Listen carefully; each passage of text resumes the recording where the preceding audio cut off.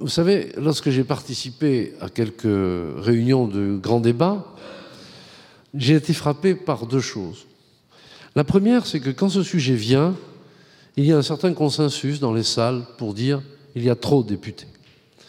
Et puis quand on demande si l'engagement présidentiel de réduction de 30%, qu'est-ce que ça donnerait dans le département? Et que vous dites, par exemple, dans le Finistère, au lieu de 8 députés, il y en aurait 4. Là, la salle est beaucoup moins favorable.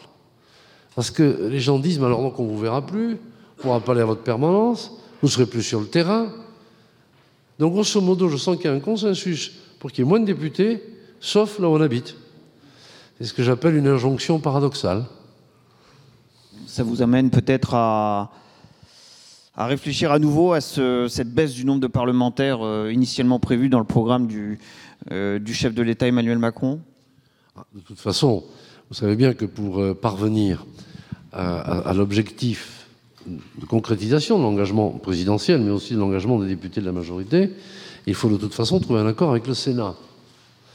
Donc, il nous faut à la fois trouver un accord avec le Sénat et entendre ce qui aura été dit, enfin ce qui va être retenu du grand débat actuellement en cours.